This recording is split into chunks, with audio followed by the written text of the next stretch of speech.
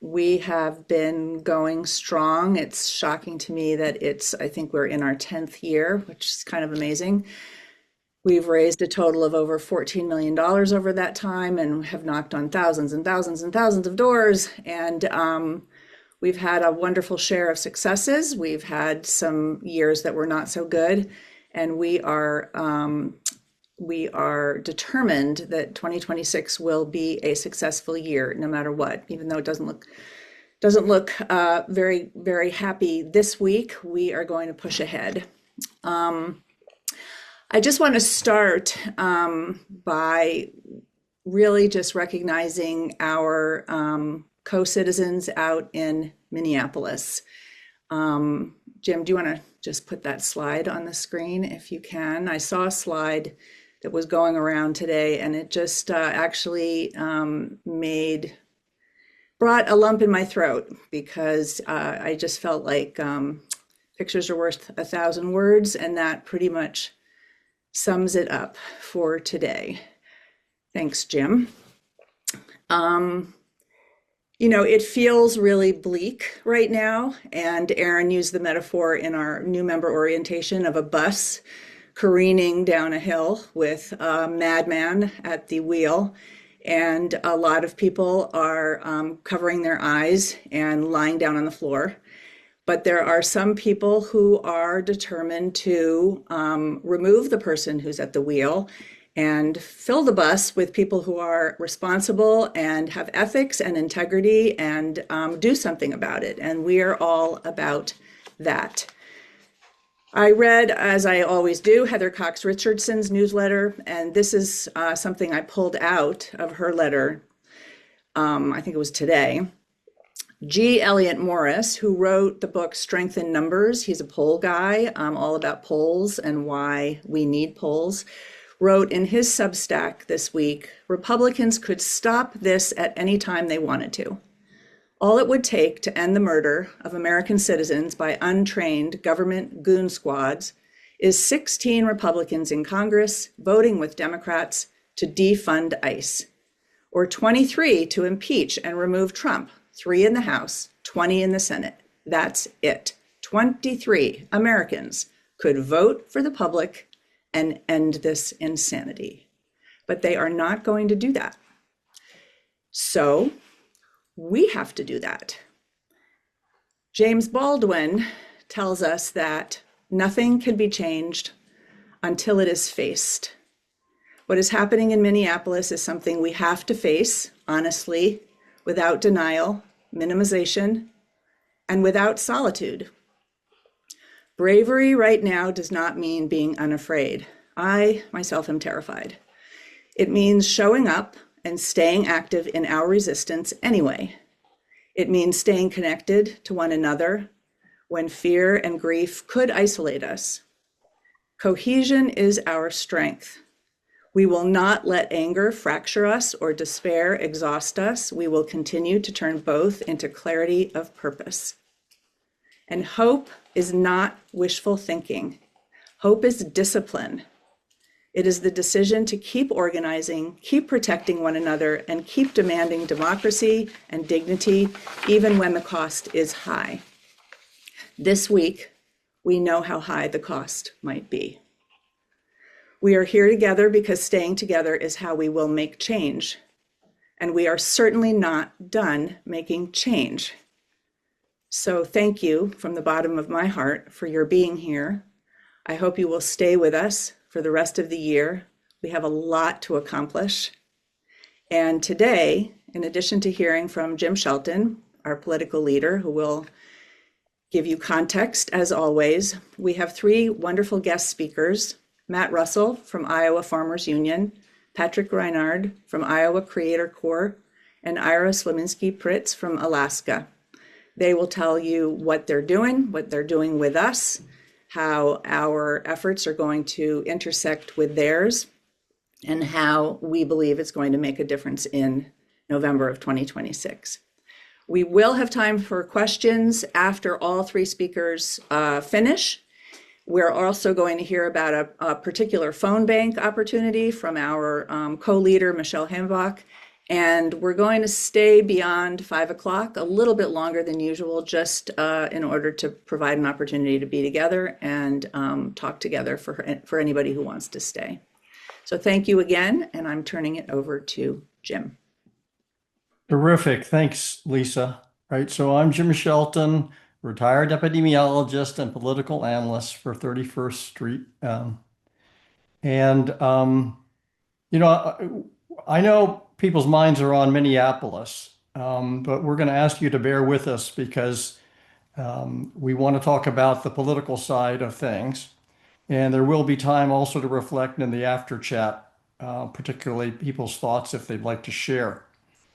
But the main thing I want to say about it from a political side, things are getting better for us almost day by day. And, knock on wood and so forth.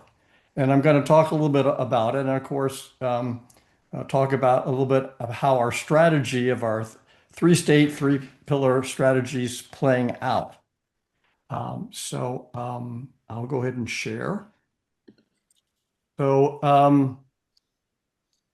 pick a day. There's like a new poll that comes out that shows that Trump's popularity is decreasing.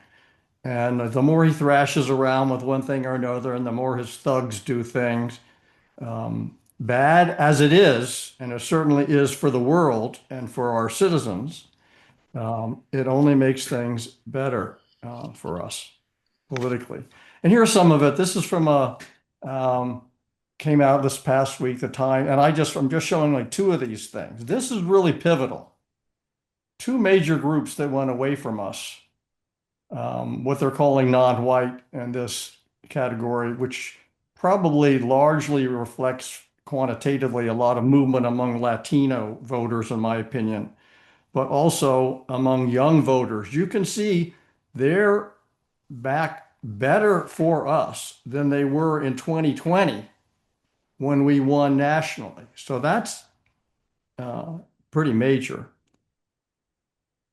This also is major. One of the things I keep an eye on almost daily is what's called the generic ballot, or what the lead is, or the loss of Democrats in the U.S. popular vote. This is a little insensitive and varies depending upon how they ask the questions. This happens to be one that's a little bit more in our favor at 8% than some of the others. 8% is huge. That's where we were in 2018 when we had a big wave. And I also think the redistricting is going to weigh out pretty much as a draw. And we won't be hurt ultimately in redistricting. So we're in really good shape to win the House. And that's why I've gotten us to focus on the Senate a lot for months now. And I'm sort of proud to say that a lot of folks are kind of catching up with that. 8% is great. I saw actually, I guess yesterday, that Emerson, which is a Republican poll, actually had it at 6%. Any of that is really good for us. So we're in great shape for the midterms, but we're focusing primarily on the Senate in a way, but we're having our cake and eating it too. So just to remind people about how things are in the Senate, we need 4 seats. I think 2 of them we have pretty good prospects. 2 other ones are very iffy. So we have to defend 4 seats. If we're going to win, we need to, what I call, have more shots on goal. And that's one reason why our 3 states, Alaska, Iowa, and Nebraska, are so important for the Senate, but also for a lot of other things. Just to put them out there for you. And to give you the rationale, okay, so what we do, of course, is we support infrastructure. We're not supporting these candidates, the Senate candidates. In Iowa, there's still a big primary battle going on. In Nebraska, Osborne could use some more support, and I'm backdoor trying to help to some extent with that. But in Alaska, we really don't need to support the candidates directly because Mary Peltola will raise a huge amount of money, just as Roy Cooper already has and so forth. She raises, many of you may know, $1.5 million in the first day after she announced. So anyway, these three are all Super Bowl elections: U.S. Senate, U.S. House races, governor races, and multiple other races, especially pivotal for the U.S. Senate. But this is this general view that when we're supporting grassroots groups and groups that are doing communication and so forth, we're supporting multiple candidates. And that's just a better, you get updraft from the down ballot candidates as well. And it just we view this as a much more opportune way investment. And you've heard me talk about that, many of you, chapter and verse. So, a lot of them been hurt by MAGA policies, especially in rural areas. Um, they also have state governors and others statewide that are very unpopular, amazingly unpopular. So that helps us, this sort of anti-incumbent bias. We have some encouraging polling, and I'm going to show you a little bit in just a minute. And this is sort of where we like to zig when other people are zagging. Other people are focusing on Ohio and Texas and so forth. And we're trying to focus on these states, but also to encourage other people to focus. We're not the only ones, but it is definitely more people on the other side of the boat than this side of the boat. And the states are going to be crucial beyond 2026. We need to start making inroads in these states to make them more purple, more blue. And this is part of the process. And as you will see, we have excellent partners that we're working with. So a little bit of data. Mary Peltola, it's been a big splash when she finally did announce. There are two polls out recently that have her up by 2 points. They're both Democratic polls. I will say that. But also notice the favorability advantage that she has in both of these polls. And the other thing to sort of notice is that this is not a slam dunk. This race still needs help. The way to help it is to what we're doing, supporting the 907 and related activities. So this is our strategy: is find races that are close, that are winnable. Likewise, Osborne in Nebraska. This was a poll. It was actually done in December, but it came out just recently. He's down by only 1 point. Celinda Lake is one of the most respected pollsters out there. And this is after $2 million of media buy that the Republicans have done to try to beat up on Osborne, and he's still doing pretty well. And notice again his favorability net of 7 points versus Ricketts, which is -9. Now, being an incumbent and a favorability of -9 is not good at all. So again, this is a race that's on the razor's edge, if you will, and we're going to try to support it. Now, we haven't so far, but it turns out that after months of searching, we finally have something that we're planning to support. It should fall into place, and we'll be raising money for that. Mary will be reaching out for ambassadors and so forth. And I think this is going to be one of our best sort of relationships in Nebraska to help win that race and the other races in Nebraska. So here are the partners presenting today. We have Matt Russell from the Iowa Farmers Union, very knowledgeable about farming and politics in Iowa. Patrick Reinert, who's a legend in terms of politics in Iowa as well. I will also say that we have a great partner working with us on the Iowa Creator Corps, the Bullhorn, Project Bullhorn, and Jason Birkenfeld, who I think might be on the call. They really know a lot about this arena and have a bunch of projects around the country working on it, and very good at amplifying. This is still just in its infancy, as you'll see. But we're really happy about that. And then the Alaska 907 program, and they have some great videos, by the way, that we'll put in the next newsletter that are really beating up on Sullivan. So, it'll warm your heart to watch that. All right, so I think that's about all I've got to say, and I believe I'm gonna go ahead and turn it over. Oh, we're gonna be raising money. We're gonna be putting the, we don't like to let that out. Okay, All perfect. right. Well, Great. thank you. I apologize for the fumble here. I am in a car outside of Christina Bohannon District Congressional District 1 event, so I'm in my car. But thank you for the opportunity. Um, and thank you for 31st Street for your support. I can't say enough about how much your support has been a game changer as we grow into our role of changing the political landscape in Iowa. Iowa Farmers Union is strongest when we are needed most, and right now, the progressive values of the Iowa Farmers Union members are needed. Your investment has set up additional competitive grant opportunities for us. We're working with multiple organizations to develop a 2-year campaign on cancer and water quality in Iowa. We are able to think big and be aggressive in developing our plan for organizing farmers to speak about how farmers can lead these efforts and be part of the solution. This undermines the power of conservative farm groups who generally support big ag on the backs of farmers. This is the farmer and rural example of how Republicans have organized the middle and working class to back them while they pass policies for billionaires. Farmer voices used politically to support agribusiness instead of farmers in rural communities.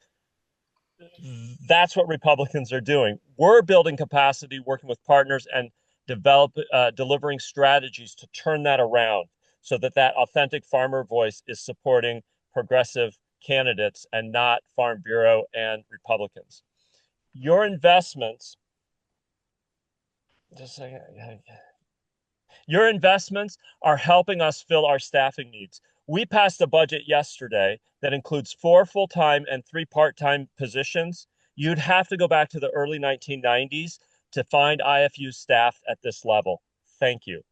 Thursday and Friday, we partnered with fellow Rural Democracy Initiative grantees and developed shared set of strategies for our 2026 work in both the C4 and C3 spaces. Iowa Citizens for Community Improvement, Main Street Alliance, Iowa Migrant Movement for Justice, and Food and Water Watch. We identified 3 areas that we can all work on in some way, amplifying each other's work: water and cancer, healthcare, and immigration. These are all issues that will become increasingly important to Iowans in the coming months. Our work in rural Iowa with farmers and rural leaders as authentic messengers will work to undermine Trump's hold on Iowa Republicans. We are building a foundation for candidates up and down the ticket to run on these issues. In 25 years of organizing in Iowa, I've never seen this level of partnership across Iowa's progressive nonprofits. Thank you for investing in us. Your investments help us be nimble and pivot into opportunities. We are fighting for the ACA enhanced premium tax credits. Our example, our virtual press conference got picked up by the media across the state and around the country. Our president, Aaron Lehman, 2 weeks ago was on CNN. And in December, he was testifying at the Senate in a subcommittee and also participated for the Farmer Voice with Democratic leadership. And we were also able to write a letter to the Secretary of Agriculture in Iowa when he rolled out his legislative agenda at the Iowa State House. We issued a press release and sent both Republican and Democratic leaders at the House the list of our questions. That we got press on that, and we got state representatives reaching back to us to say, thank you. This helps us understand how we can push back. And then 2 weeks ago, and I guess I didn't get the slide in there, but 2 weeks ago, we were in Denison, Iowa, the second majority minority community in Iowa. That was the 3rd community conversation. We do deep canvassing conversations with local authentic leaders.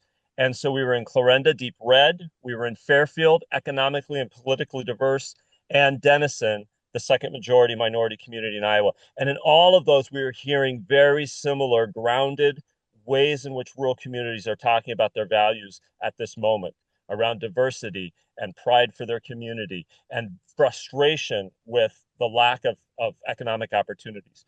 So we're going to use paid ads in rural media. We're going to do barn signs. We're going to do earned media. We're working with candidates, including one of our own members who's going to be running for Secretary of Agriculture in Iowa. And so with that, I want to say we are growing into this important moment in our nation's history by focusing strategically and intentionally in rural Iowa. And thank you for investing in us. Great. Okay. So let's turn it over to Patrick. Hey everybody, if Liz, if you want to try and share your screen once Matt's off. But anyway, hey, I'm Pat Reinert. It's really great to see you all again and be able to come back and talk with this group. And we're Liz and I, Liz Fleming, who's kind of my partner in crime in Iowa social media projects and fun stuff. The two of us, we're really excited to show off some of the cool things that we've already been up to with our Iowa Creator Core pilot project that we've got going on here. And Liz, say hi. You're in there somewhere. Hello. Thank you for the introduction. For those of you who weren't around for the previous meeting that we had on this, if you want to go to the next one. So our thing is basically a pilot mission to see, it's over 5 months to see if you can recruit local Iowa creators to produce a lot more Iowa policy or issue content on TikTok as a volunteer base, not giving these folks stipends, but just to create a group of volunteers.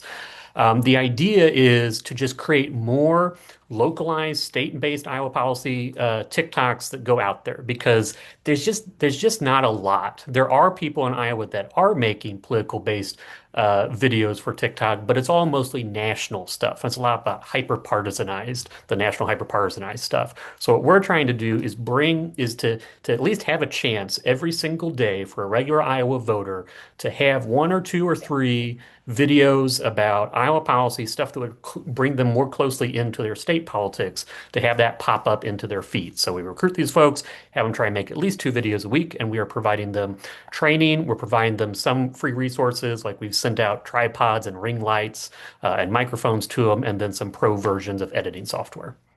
On to the next one. So for the first month and a half, Liz and I focused on recruiting folks, and you can see a bunch of them over there. We have about 16 people who are in the program right now who are coming to our weekly meetings and making videos. Liz and I, we largely did this just by working our own personal networks. There was a handful of people who we already knew out there that we personally like DM'd them and recruited them, and then a couple other folks we got through different groups and that kind of thing. But it's a lot of great backgrounds, some farmers, labor folks, a couple mothers and activists who talk about schools or policies that help families. We got a well-known history TikToker, a well-known makeup TikToker, one former Christian conservative guy, and a couple of former candidates. And most of them range about from 1,000 to 100,000 followers. A handful are starting out with just a little bit, but those are who they are there. But we also thought we'd put together a 1-minute clip to give you a sense of what the videos look like. And hopefully the sound. Being Iowa SNAP recipients means that we likely all get to pay more at the grocery store. So at least 29 cities in the state of Iowa have these flock cameras. If farmers are sounding the alarm on rising healthcare costs, we all need to pay attention. What if every teacher in Iowa had a clear set of rights, guaranteed respect, fair pay? Iowa has the second highest cancer rate of any state. Chuck Grassley voted against making Martin Luther King Day a holiday twice. People are walking out of their work, classes, peacefully and in solidarity with marches happening nationwide. Everything the union fights for and wins at the bargaining table can be taken away in the legislative halls. ICE agents going door to door, according to the vice president, saying they are checking for people's citizenship papers. We can talk about early prevention all you want. It failed to mention that we're #1 in our waterway nitrate contamination. Last night's school board meeting in Cedar Rapids went until 10:44 p.m. I'm here at the ICE Out for Good rally in Des Moines. So as you can see, a lot of different formats, a lot of different issue approaches, a lot of different ways that they're making these good, like visually interesting and engaging videos on Iowa topics. And to help them with that, so for the past couple of weeks now, we've been holding these weekly training calls to just help them improve, give them a bunch of little tips and tools and suggestions. And it's been really rewarding to Liz and I to then see them immediately implement these in their videos and to get some good growth in the views and everything else. So Liz is going to run through a couple of those things. Did you know that the average age of a farmer in Iowa is 57 and a half years old? So there's an example of one of our first trainings that we had, and that is learning the intro hook. So attracting people in the first few seconds of your video. That was Farmer Anna. That's how she drew people in, but I will play the rest of the clip. And just keep in mind, we really just focused in this training on getting people to capture the attention and make a connection with the audience that they are trying to speak to, and that is Iowans. $50,000 a month. That is the cost of one of my son's medications without health insurance. I ran as a Democrat in a rural conservative district. This is what I learned. Supporting Iowa local food producers should be your 2026 resolution. And here's why. When I was growing up in Iowa in the 80s and early 90s, we were always in the top couple of states in the nation when it came to education. Excellent. Another example of a training or a resource that we offered for our folks in this program is the art in the background, focusing on the background of their video, having some sort of signifier that they are in Iowa or that they're in a specific region of Iowa. You can see at the bottom here, we've got Tommy, who's a farmer union member. We have someone in the Quad Cities, people over profit up here. So what we did there was provide a gift card for these creators to go and buy Iowa art to have in their background, to let people know when they're watching videos, oh, I might relate to them on this level because we're all in Iowa. We have something in common here, and I should lean in and listen, because it's very easy for people with attention spans these days to just keep scrolling on their phone and not pay attention. But we've seen success with that. We also provided a training on video editing. So using tools like CapCut, Canva, and native TikTok tools. We do provide pro subscriptions to a couple of these, so people are able to do better, more efficient work to get content out there. But using things like video clips and screenshots of articles that help convey their message and tell the story is a great way to keep people's eyeballs on your video, paying attention to what you're saying, and really taking it in and listening. And then when it comes to initial messaging, this has not been a prescriptive program. Right now in these early stages, we're just trying to get them to just make more content, to start thinking through like best practice steps and implement those. But some of the stuff you can see there, what some of what they've been talking about. We did have a nice rapid response kind of thing 2 weeks ago when the governor had her condition of the state. I think we had 4 or 5 different videos of people pulling it out there, and we're going to try another one this week with Donald Trump coming to Iowa to visit.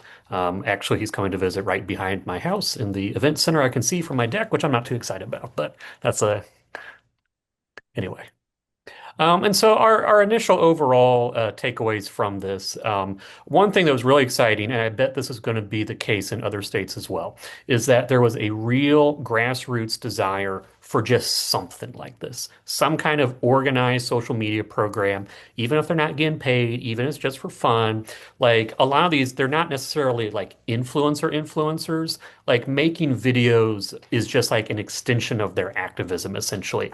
But it's kind of hard sometimes to just do that on your own. So there was a lot of great interest in just having some kind of plan that people could join and be a part of. We've been seeing some real quick improvements in the quality of their videos, even like just little editing stuff that they're doing is some of it's actually kind of advanced for some of these folks who are just starting out. And then finally, like one of the challenges though is that in Iowa, it's not a big state, it's an older state. There was not a huge pool of creators to choose from. I'd say probably I don't know, 7 of our folks are like legit very good TikTokers, and then the rest either just started making videos a few months ago and are just now starting to build their brand. Others who were making videos for years, but they never like tried to make a brand or like really focused on making them better and that kind of stuff. So it's going to be take a little bit of time to kind of to get these people up to exactly where we want them, but we're really, really happy with how it's starting and that we're seeing people being very, very engaged and seeing their videos quickly improve in quality. It'll just be a matter of time before some of these folks who just start out with like a couple hundred or 1,000 start to gain a real following as well in the state. Fascinating, Pat. Great. So now we'll turn to Alaska and Ira. Thanks so much. I'm gonna pull up my screen as well.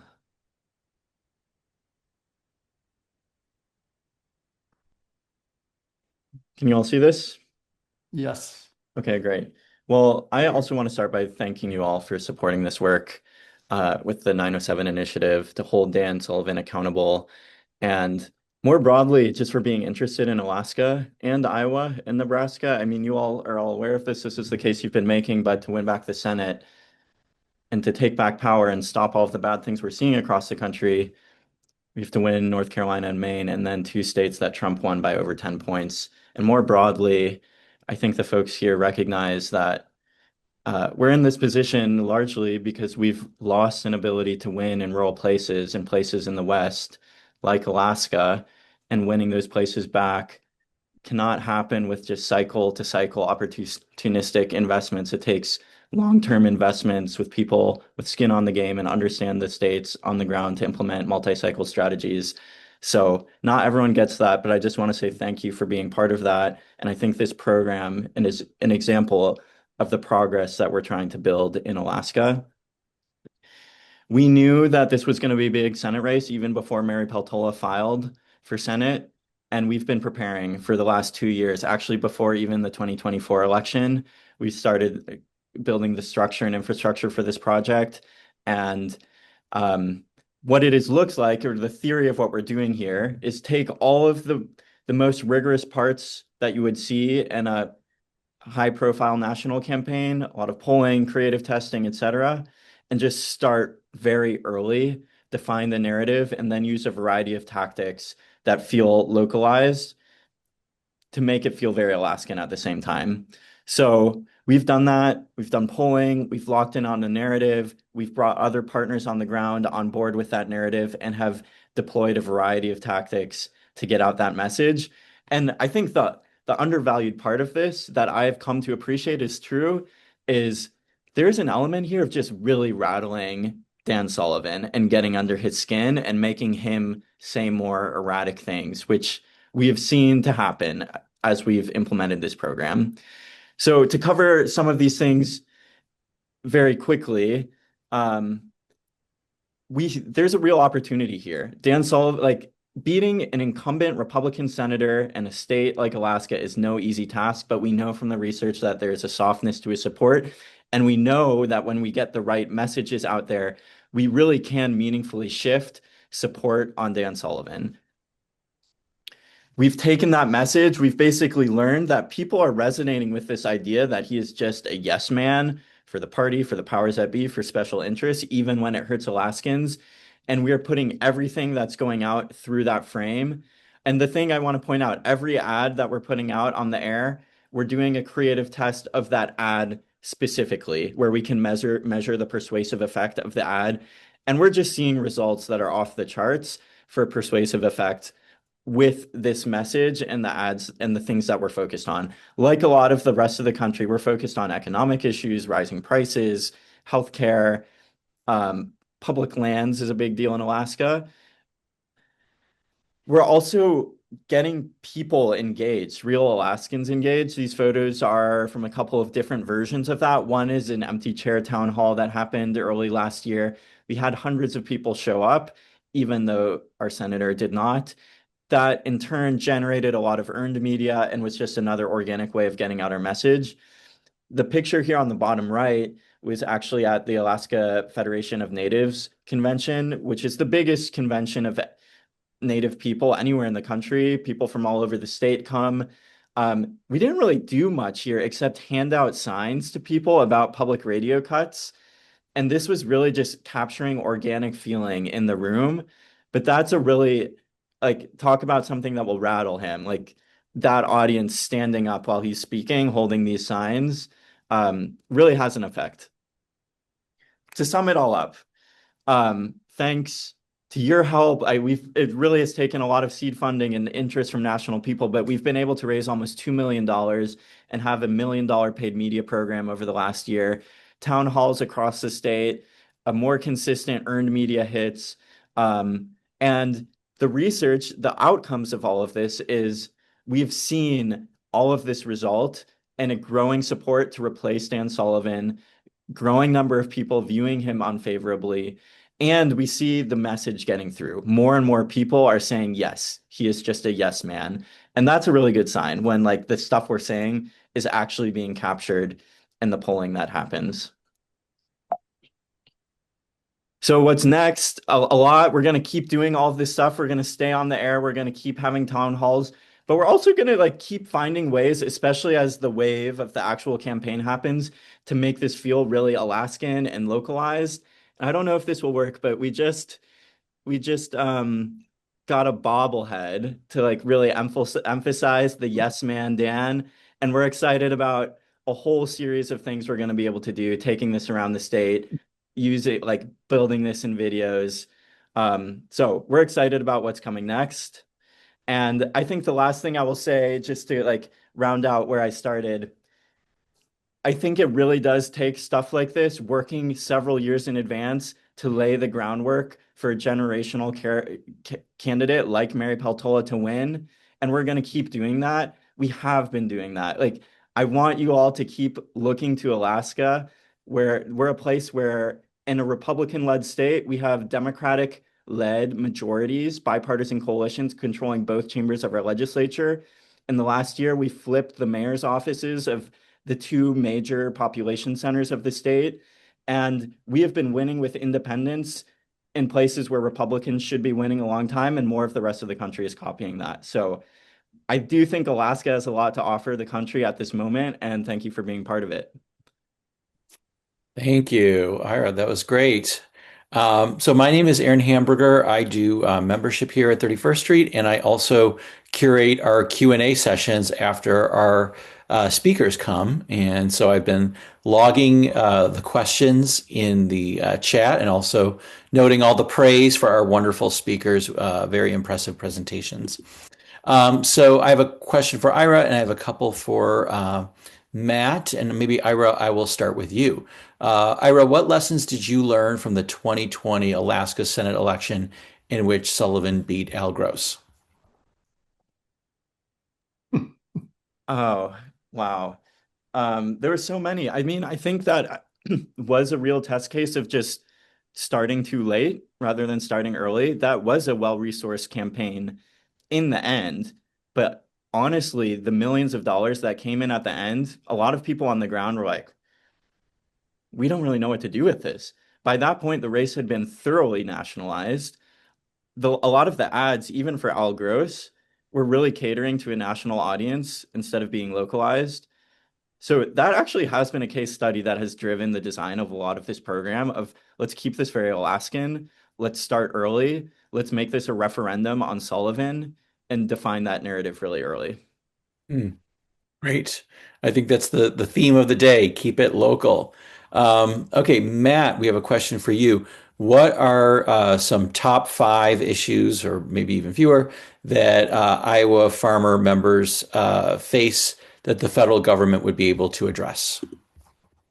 The big one is investment. We've lost $100 million this year, or past year, that were supposed to be coming in conservation, in local foods, in climate smart, and just in total, we don't know the exact number, but we know it's at least $100 million. The tariffs and the trade wars have been a disaster, and quite frankly, the healthcare thing is huge because the cuts to Medicaid are going to really impact the rural hospitals. We're working on this right now. There's one in a mid-sized town city, like 30,000 people. They lost a clinic. They're closing a clinic in 2 weeks. They're not saying that's because of Medicaid cuts, but it is. So we're going to be on that because, you know, it's just healthcare, the farm economy, um, and even like food security and SNAP and things like that, that just those investments.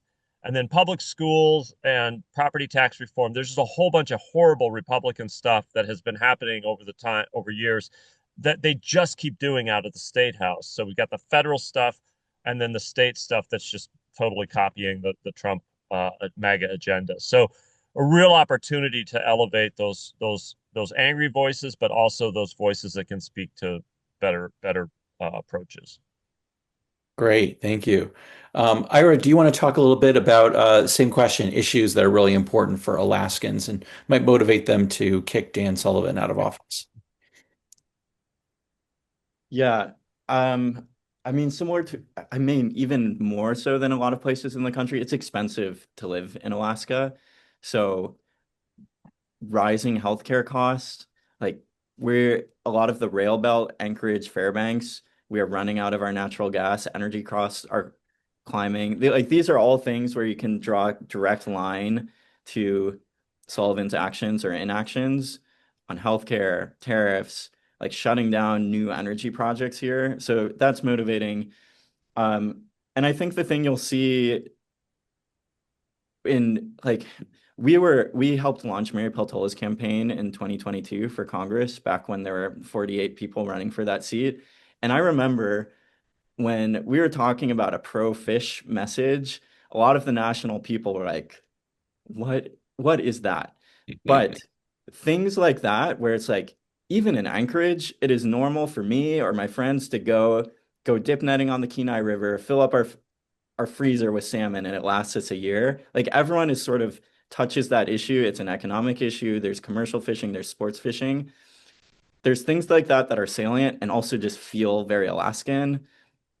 And that's the key here, to like get it out of that national partisan frame. Love it. Okay, question for Matt and maybe Patrick. This is kind of a two-parter. Are you reaching out to high schools or colleges to recruit creators? Some of them probably have good skills. And are you aware of farm radio? Have you worked with them? Are they effective? Yeah, I'll jump in quick. Farm radio, absolutely. Farm media in Iowa and the surrounding states is really the epicenter of kind of farm policy, farm country, and we're very connected and making those relationships.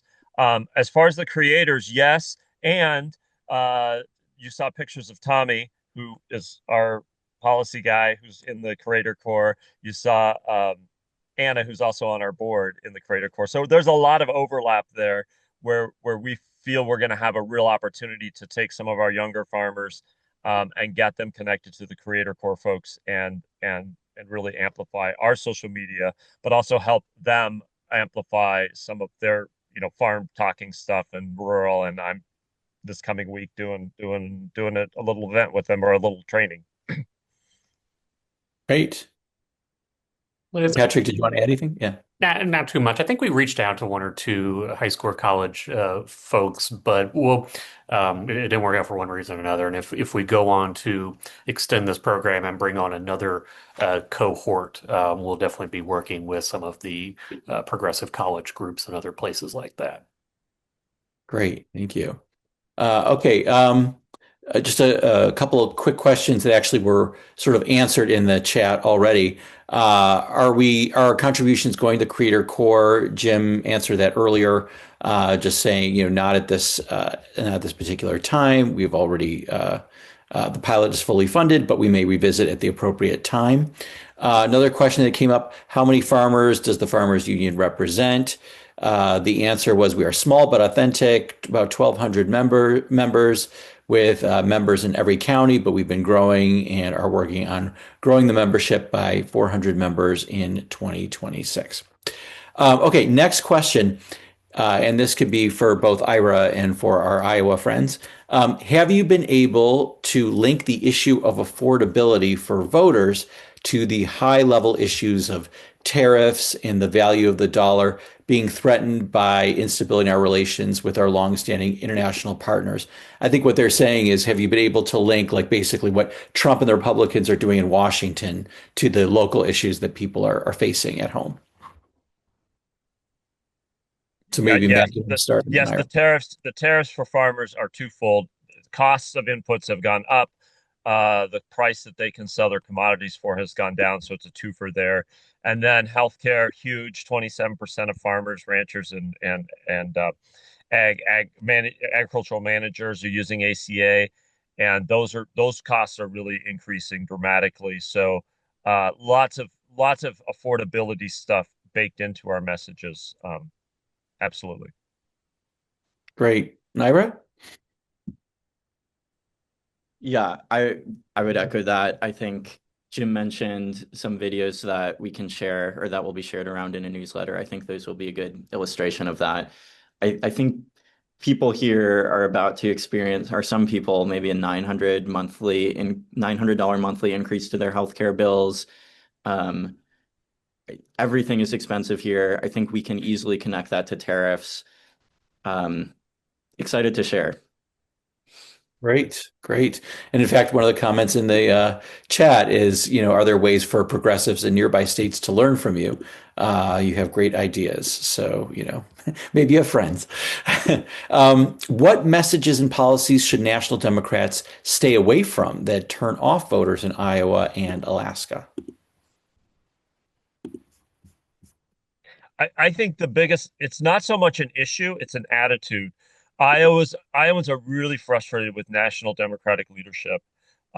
So the what's happening is down ballot and then some of the statewide and the congressional race and the Senate race, they're all distancing themselves from kind of national political leadership and grounding themselves more in relationship building around the state. And we're seeing that work really well. And then groups like us have more access and can connect regular Iowans to these campaigns and these folks. So that would not so much an issue as an attitude, and not a lot of confidence in Iowa with national Democratic leadership.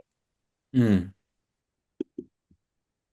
I really agree with that. I think what my experience has been, the more nationalized things become, the more people retreat to their partisan homes. And when people retreat to their partisan homes in Alaska, that means Republicans win. When we can make people break out of that framework and just consider an individual on their own merits, or talk about issues like schools that like touch a lot of people and sort of break out of what they hear on Fox News, that's when we can win. So to me, it's less of a question is an issue like popular or unpopular. It's more like, does this suck us into something that feels like it fits into something that a cable news network would be talking about, rather than something that they would be listening to on Alaska Public Media, their like local radio station. Mm-hmm. I echo 100%. Ira knocked it out of the park. Great, great. Another question: what obstacles to voting exist or are possibly going to be implemented in Iowa and Alaska, and are you addressing those? Matt, you want to go first, and then Ira? Yeah, we've seen a steady kind of whittling away of accessibility to voting. We're lucky in Iowa. It's incremental. It has not been like a devastating blow, and I don't know that there's going to be a lot of appetite. I think what Iowans are really concerned about is nationally what's going to happen. There's, I think, a lot of on the left people really considering, we can win these elections, are we actually going to have them? I think that's a question that people are raising. And then there is opportunity to do a lot more voter registration in Iowa. And while we might not do that directly, we'll be partnering with organizations that are. Mm-hmm. Great. Ira? Yeah, so I think it can be hard for folks to wrap their mind around just how big and rural Alaska is. There are 200 villages that are not connected to any road system in Alaska. Like you have to fly there or get access them by boat or snow machine or literally like dog team. I'm not joking, in the winter. And these are predominantly Alaska Native communities. And there are times where, like in the 2024 primary election, like two of their election centers just like didn't open, period. Like people literally could not vote because the person who was supposed to do it, like something came up and the state did not do a good job of having backup or contingency plans. So voting across rural Alaska is a real big issue and a long-term problem. The sort of attacks on vote by mail are a big deal here for similar reasons, just how big the state is. Currently, we allow anything postmarked by election day to count. So that means the votes keep trickling in for a week or two afterwards. There's, I know, an effort to not allow that. That would be tough for us. Great, thanks. Okay, we do have to pivot. There's been a number of questions in the chat about what specifically is it that like the national Dems are doing that is really kind of turning off local voters. And Dre actually, who's on the call and was working in Nebraska, has a really good answer in the chat that I think kind of addresses that question. So Ira and Matt and maybe Patrick, if you want to also speak to that in the chat, feel free to as well. There's another question in the chat too from Meg. How can the DNC be helpful to your efforts? So if you want to address that in the chat, you can. But at this point, we do need to pivot. So thank you very much to our speakers. We actually will be hanging out a little bit past our 5 o'clock hour. So, if you guys want to stick around and field more questions, then we can also do that. But right now, I think Michelle Hainbach wants to tell us about something that we can do from our homes. So, Michelle, please take it away.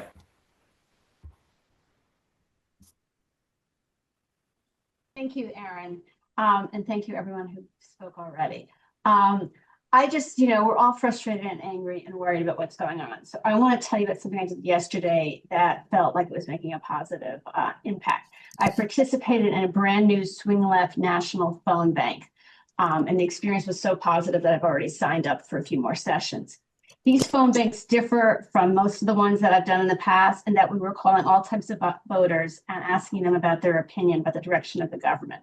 What are their concerns? And we actually have an opportunity on the script that we're given to record their answers in detail. Swing Left will be sharing the results of these deep listening conversations with Democratic candidates and state parties to deepen their understanding of voters' priorities and experiences. Yesterday, I was calling voters in Nebraska, and in half an hour, I had 5 interesting conversations. 3 were definitely with committed Dems, and 2 I would identify as swing voters who said they really vote by the candidate and not by the party. And I had a chance to listen to them and learn why. And that's not something I usually get on a phone bank. I encourage you to join me. I'm going to put in the chat more information on the Swing Left Ground Truth campaign. I'm also going to put the link in to sign up to make these phone calls. The phone calls are offered every Sunday and Wednesday, Sunday from 2 to 5 p.m. Eastern Time, and Wednesday from 6 to 9 Eastern Time. There's plenty of opportunities. You do not need to commit for 3 hours. I was on for about 75 minutes. There's a 20-minute training program at the beginning, and then you can call for as long as you have the ability to and the interest. And these phone banks are well supported. Good training, and you'll get the help you need. It was also very nice. I was on the phone bank with 75 people from all over the country. And so that was a real sense of camaraderie that we're in this together to elect more Democrats in the fall. So that's it on that. I'm going to put those links in the chat right now and let you all get back to questions and answers. Thanks, Michelle. That's great. It sounds really like actually an enjoyable phone bank experience, which is not always the case. All right, we're going to just stay put. For those of you who would like to stay with us, some of us are going to stay on and open it up just to informal discussion, more questions. Our speakers, I'm not sure if our speakers can stay with us. Thank you so much to our speakers. We really appreciate your taking the time. If you have to jump off, thank you so much. If you stay on, you might get a few more questions, but anybody who would like to stay for a few more minutes, feel free.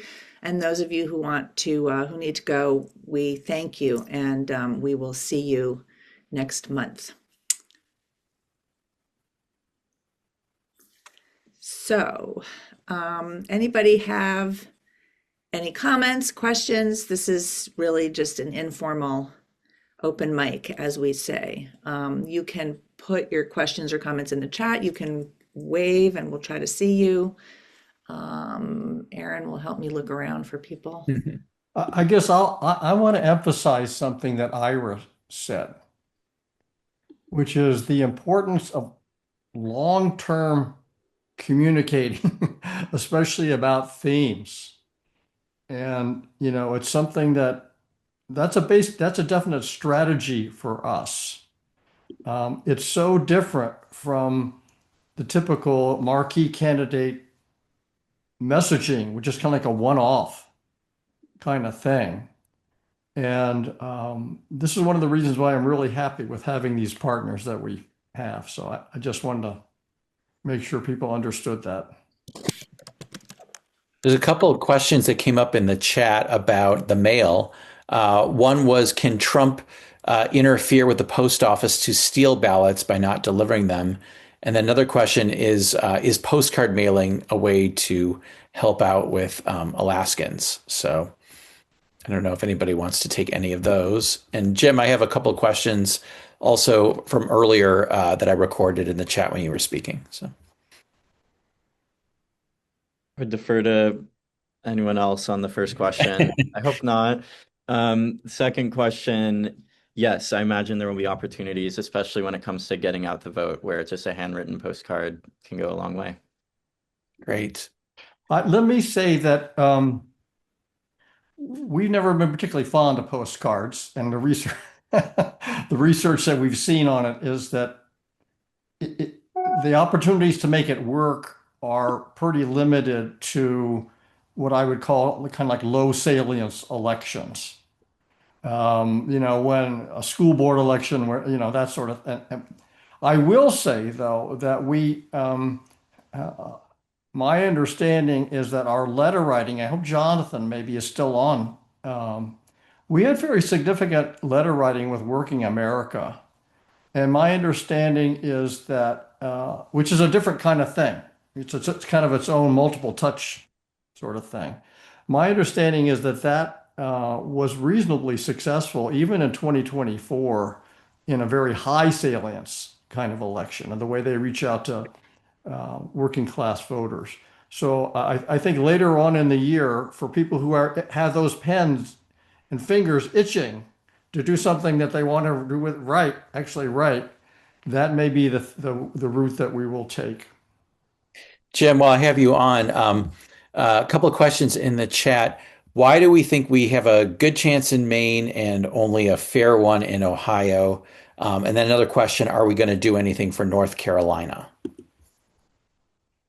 For the Senate race, I think Cooper is going to win. The latest poll has him up by 5. The Republicans are in a major sort of fight. They're not raising nearly as much money. I think we're going to do really well in North Carolina. I think you could argue about Maine and Ohio. I've not seen any recent polling from Ohio. What there was earlier was maybe quite, you know, possibly encouraging, slightly encouraging. One poll that had us ahead, one that had us behind. So I think we could very well win in Ohio. I would like to think that we will. I think that Sherrod Brown will get a huge amount of money, and it's hard for us to come up with some other kind of strategic way to get at Ohio the way we are these other places, because I think there's a lot of attention to it. Great. Jim, you have your hand up. Yeah, a couple of comments. Having been born and raised and followed Ohio politics, and my father worked in Ohio politics. I haven't lived there in 50 years, but polls I've seen have it neck and neck. One, I think, like you said, Jim, Sherrod was up a point, the other he was down a point. I was arguing the last time around. I think if he'd have gotten more support, he probably would have won. But I think Sharon is well liked in Ohio. There's no doubt about it. He's survived there for a long time, and I think that he's got a real good chance of getting back his seat. As far and I'll just differ a little bit on the postcard thing, because I've been involved with another group, and we think, and I've done some reading, that postcards are effective because they keep pounding the drum over a period of time. You get the postcards, you see them, and they keep coming. It's like all kinds of media. You can't do it one time. You've got to have a variety of approaches, and postcards are just one element of that. And I'll just say and it might be old school thought, but I really think that there are still old school people out there that respond. I'll say one other thing about them is there are people there that take part in the postcards that makes them feel they are doing something. And I think that in and of itself can be helpful if people are participating and getting others to participate. That's just my point of view. Thanks for holding this, and I've enjoyed listening. Great. We have another question that came up earlier. What is a favorability assessment compared with voter choice, as Jim showed in his presentation? So choice is who are you going to vote for? Push to shove. I mean, there are different categories of how strong and so forth. So that's the usual horse race thing that you usually see. Favorability is, what's your opinion about this person? And usually it's phrased in different ways depending support, strongly support, so forth. But it's another secondary barometer that I think is worth paying attention to. So hopefully that explains it. Okay, another question. Greg Abbott, the governor of Texas, is said to be running for his fourth term. The questioner says, if that is so, I would think people would be tired of him just because. Any word on that? Not for me. I'm not following that. Okay. Honestly, I follow a lot of things, but fair enough. Okay. Other questions that one person is asking about why are there so few opportunities being organized for people to engage out in the streets the way people have come out and protest in Minnesota? And for that questioner, please be on the lookout for our action newsletters that come out. And almost always it seems like there's some kind of protest that is being listed in those. But if anybody has, and Susan Wyman actually says there are a lot of opportunities. There are visibility brigades everywhere. So if anyone has any other, there's some more. Indivisible has organizations. We do try to vet, as Lisa is saying, because there are so many. In fact, we kind of try to pick like the ones that we feel are the most effective.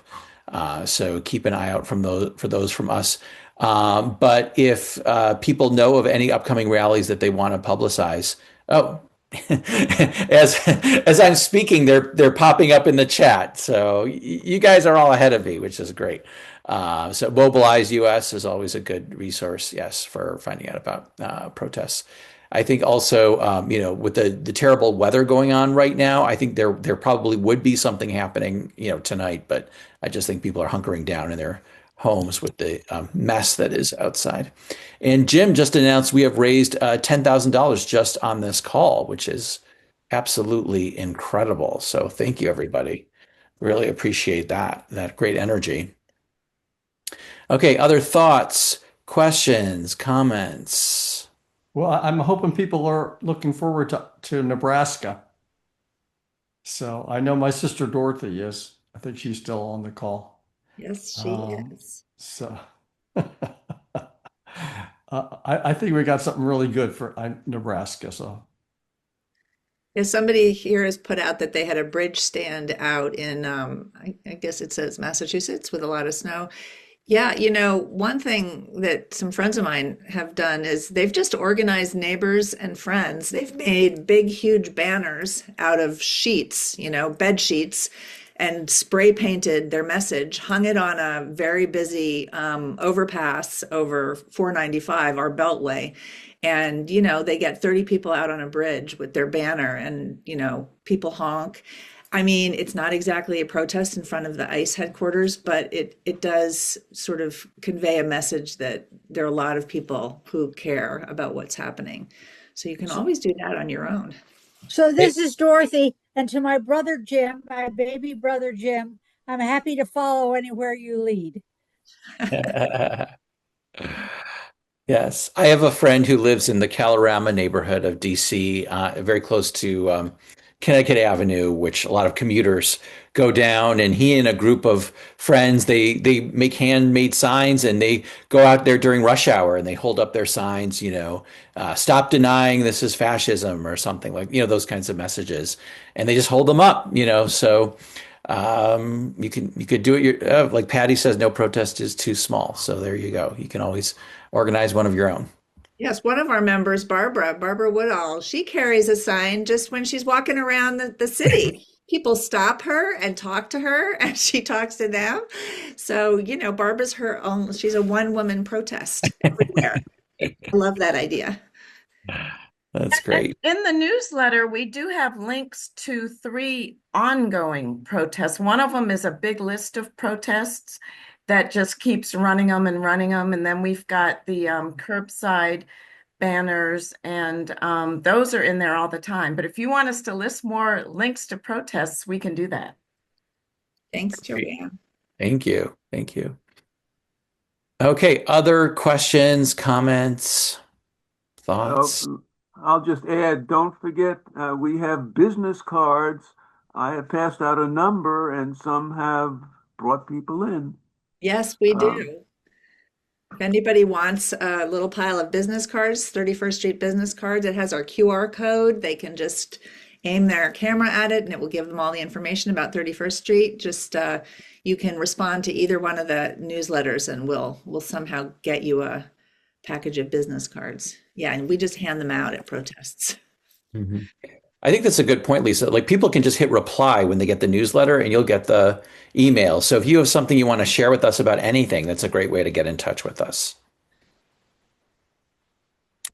We could put let's see, put the business card on our website with the QR code. Yeah, I think did we already do that? I'm not sure, Jim. But it's a good idea. Jim, do we have that? I don't think so. Oh, well, we'll ask Jonathan or Amy to figure out how to do that. They'll have the technology, know how to do that. That's a good idea. Then people can talk more about themselves. Yep. Sounds great. All right. Good. Good. Thanks Well, so much. so I much, see Matt and everybody. I were still here. So thanks for. Thank you. Yeah, thank you to our speakers. They were phenomenal. Thank you. Thank you to everybody who came. Great meeting. Stay Yeah. safe in the snow if you're in the East Coast. I was feeling a little down today, but I'm feeling energized and more perked up now. So ready Yeah. to fight, ready to go. Take care, everybody. Yeah, take care. Bye-bye. Take care. Bye-bye. Thank you all.